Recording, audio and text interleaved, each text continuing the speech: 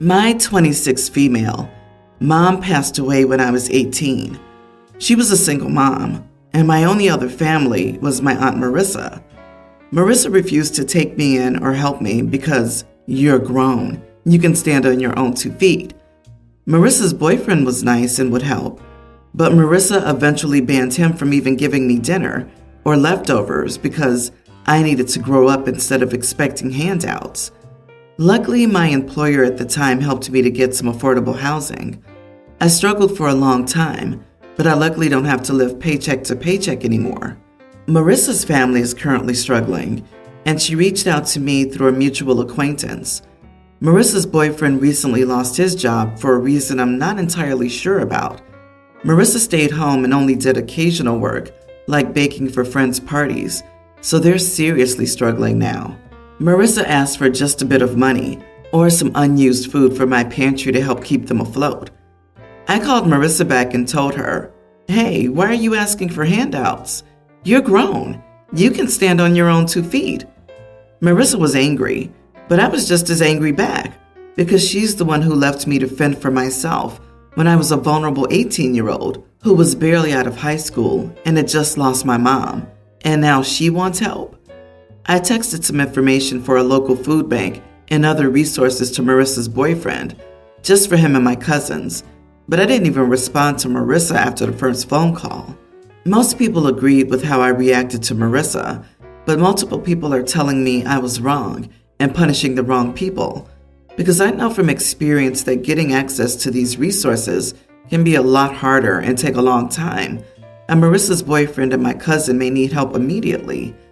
These people told me that by being the bigger person and helping Marissa in her time of need, I could show Marissa how wrong she was and what a huge mistake she had made. I don't see it that way at all. I feel bad for Marissa's boyfriend and my cousins, but if I help them, it would reward Marissa for refusing to help me during my own hard times. Am I the idiot? Not the idiot. Sometimes it's better to take the high road and be a better person. This is not one of those times. You gave your aunt the advice she gave you when you were a struggling 18-year-old. How could she do that to you and sleep at night is beyond me. But you at least gave her the names and contact info for organizations that can help her. That's more than she did for you. You owe this person nothing. Karma bites back. Agreed. Aunt can get a job and stand on her own 2 feet. And while she looks, she can think about what she did.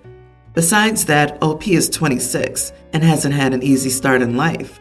She's not likely to have that much in the way of additional resources and would be far better off saving anything extra for her own safety if she needs it in the future, as the aunt wouldn't help out. To be entirely fair, it feels like the people telling her to take the moral high ground could also chip in. OP yelled to these people to pony up the assistance to Marissa. Also, has the aunt ever apologized? If not, invite her boyfriend and your cousins to eat at your house on a regular basis. Marissa can find her own food. It would certainly be generous of you to help Marissa out if you could afford to, especially if she has kids who are blameless and suffering for their parents' choices. But you're absolutely not morally obligated to do so. Marissa banned her boyfriend from even giving you dinner leftovers because you needed to grow up instead of expecting handouts. What the actual heck? Even if you decide to take the moral high ground and help for her kid's sake, you need to remind Marissa of her past actions. Don't let her forget. Seriously, you reap what you sow. We have been together for 12 years and married for 9. We have 2 kids under 3, and it's exhausting. I am primarily a stay-at-home mom with some side gigs. He works in recruiting for a big organization. We are a 32-year-old female and a 34-year-old male. We share household chores, but I primarily do the laundry. So, on to the problem. The majority of my husband's clothing doesn't go in the dryer, but he has some that do. This has been a sticking point for us for years. I have ADHD and poor working memory, so it's like a horrible game show where someone tells you to sort out objects without any pattern or reasoning other than this shirt is older, these jeans are newer, etc. It's confusing, and I've tried to figure out which is which, but inevitably mistakes happen, and things end up in the dryer. When they do, he gets upset and is sad because the clothing shrinks and doesn't fit properly. For further context, my husband has a hard time finding clothing that fits him. He's tall and fit, but has a small waist, so if it fits in the arms and length, it's usually too wide. If it fits in the waist, it's too tight in the arms. He also hates shopping for clothes, so when he buys clothing, he keeps it for a long time. About a year ago, I accidentally put one of my husband's favorite sweatshirts in the dryer on high heat, and it shrunk. He was so sad, so I apologized, and I came up with the solution of using mesh washing bags for his clothing that didn't go in the dryer, and went out and bought it for him. I told him to put anything he didn't want to be dried into the bags, and he told me that he would do it. Fast forward a couple of months, and he hadn't bothered to do it, and another shirt got put in the dryer. I reminded him of the bags again. He said he'd do it, and he didn't again. This went on for months with many different excuses. About 2 months ago, when we were all sick, I was doing laundry. I was trying to sort the clothes out, and my youngest threw up on me, so I shoved everything that was still clean into the dryer. I put the heat on low, then folded everything like normal, and he never said anything. Never said anything fit tight or felt like it had shrunk. I felt like I had gotten away with murder, and I assumed I could just keep doing it. Fast forward to today, and he decided to fold the laundry. He noticed his nice merino wool base layer in the dryer and said, "You put my merino base layer in the dryer?" And I said, "I put everything in the dryer on low now." And he was immediately upset and said it was ruined. I said, "I've been putting everything in the dryer for a couple of months. I gave you the mesh bags a year ago, and you never used them. So I gave up and started putting everything in the dryer." Then I said if he wants his laundry done a certain way, then he needs to sort it before it goes into the wash, or do it himself. He had only a sarcastic response for me, and he made it clear that he thought I was the idiot. So am I the idiot for putting my husband's clothes in the dryer? Not the idiot. If he doesn't like the way you do laundry, he can do his own. You came up with a straightforward solution of him separating out what can't be dried, and he refused to use it. Honestly, you should just stop doing his laundry if he acts like an ungrateful child. Yeah, why can't your husband do his own laundry, ignoring the part that you offered him another solution that he doesn't want to accept? You need to tell him, "Dear husband, I've decided I no longer can do your laundry. The stress of accidentally shrinking your shirts adds to my already huge mental load." You provided a perfect solution and reminded him of that, and he couldn't be bothered. He didn't even notice until months later that stuff was going through the dryer. He's a grown man who can do his laundry if he doesn't like the housekeeping service. Geez. When I was newly married, my husband didn't like that I rolled socks and didn't fold them. I also didn't hang his shirts in the same direction by color. My husband has been doing his own laundry for 35 plus years, and I suggest you have your husband do his own laundry too. I, 36 female, am engaged to a wonderful man, Mike, 41. We both have children from previous relationships. I have a young teen daughter, and he has a kindergarten-age son, Luke.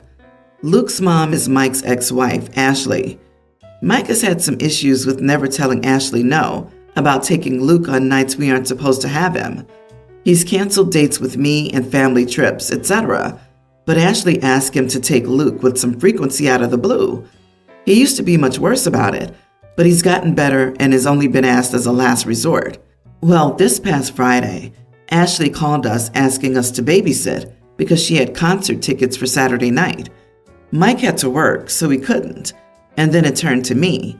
I had already planned to have a mom-daughter date with my daughter that evening, so I reserved us mani-pedis and a nice dinner. These mom-daughter dates are important to my daughter and me, since she's going through the mess that is puberty. I told Ashley I had other plans. I figured she has enough family, friends, and money. She alone makes the same amount Mike and I make, not counting the child support he pays, to figure out something on her own.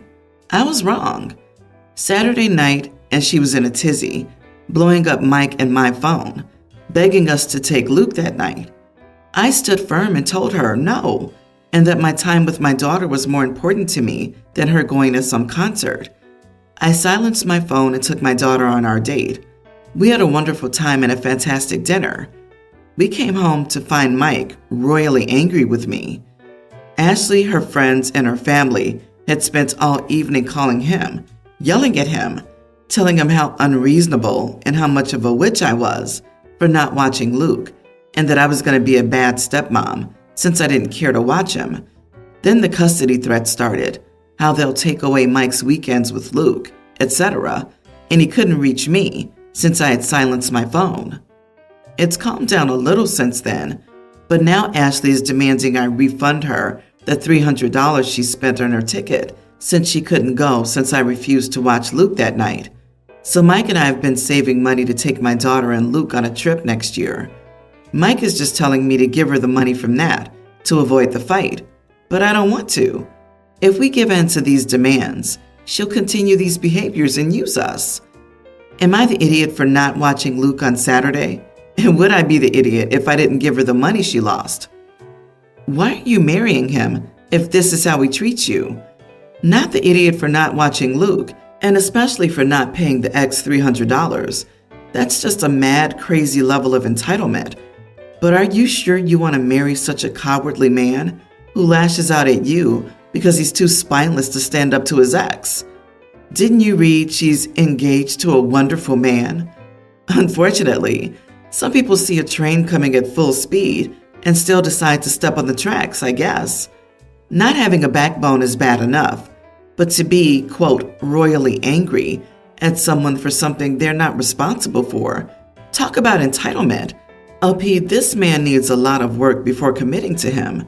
Think about how he treats you now, and then imagine how he'll treat you and your daughter once you're married. It'll be a huge issue for your daughter once you're all living together, and he's acting selfish and entitled with your time. Shouldn't she have care lined up if she spent that much on tickets? Again, multiple options, even like hiring a babysitter. If she tries to take custody away from Mike over this, he will get more custody when the judge gets annoyed about wasting their time on her trifling BS. Absolutely. Take screenshots of the texts that were sent and take this to court. She's trying to manipulate and blackmail you. Tell her to respectfully screw off and that she should have had a plan before buying the tickets. And ask every family member and friend, why didn't they take them? Or why whatever they were doing is more important than your daughter. You should take your fiancé in for a legal consultation, because the way everyone's acting makes me believe that he probably thinks the child could be taken from him. They probably made him believe that if he doesn't watch him when asked, he won't be allowed custody. So the kid is probably better off with y'all than in his mother's environment. I was adopted from Korea when I was a toddler. Both my adoptive parents are white, and they never tried to connect me with my culture while I was growing up. Instead, they raised me to believe I was white like my siblings. And it wasn't until I entered middle school that I realized I was not white. In college, I met my now husband, who's also Korean. He's not adopted like me, but his parents did move to the US from Korea when he was around 10. With that being said, we recently had our first child, and we gave her a Korean name. No, we did not give her an English name as well, since the name isn't that hard to pronounce, and I wanted her to have a name from her culture. We did a little family get-together with my family yesterday so that they could meet her, but my mom kept mentioning how hard her name is to pronounce. I explained to her many times how to say it, and yet she still kept getting it wrong, which felt like it was on purpose. Finally, after the millionth time I corrected my mom about her name, she yelled at me and said I shouldn't have given her a difficult name, and I was setting her up for failure and years of bullying. They left shortly after that, but I've been thinking about it since then. I don't think foreign names should be considered difficult, and they certainly shouldn't if it's your family. I know kids can be mean, and bullying is common when it comes to names, but I would hate to raise my child to think that she needs to change herself to make others feel comfortable. I don't want my child to be bullied or to set her up for failure, but I'm also scared of her growing up the same way I did. Not the idiot. I'm very sorry, but clearly your parents, or at least your mom, are uncomfortable with your Korean identity. That's why they didn't teach you about your culture growing up. But if your kid has a traditional Korean name, then your family's identity, your differentness, can't be so easily glossed over, and that makes mom uncomfortable. Stand your ground. You have the right to give your child a name that's meaningful to you and your partner. If they learn to say Tchaikovsky and Michelangelo or Dostoevsky, then they can learn to say Uzo Amaka. Actress's mother told her this, and I always think of it when I hear something similar. Your parents are racist, unfortunately, with the way they refuse to try, deem anything else difficult, and literally whitewash you. Not the idiot, but look at what you're saying. She's your mom and you love her. So maybe just remind her of this truth with love as best you can, calmly and directly every time she does this, and she'll come around. Welcome to dealing with grandparents. They're largely trainable. You are the idiot. I don't think foreign names should be considered difficult. Great. What a lovely sentiment. Pity it isn't reality. Honestly, it really comes down to exactly how unpronounceable it is to most people in the U.S. Connecting your kid to your roots with a foreign name is a lovely idea. Although, FYI, your kid may prefer just to fit in as much as possible. Just because you felt you were missing your roots growing up doesn't mean she'll feel the same. Prepare for parent/child friction there. LOL. I mostly ride a motorcycle, but I have a crappy Sunfire that I keep for grocery shopping or really bad weather. I was out doing my groceries, and someone was parked in my driveway when I came home.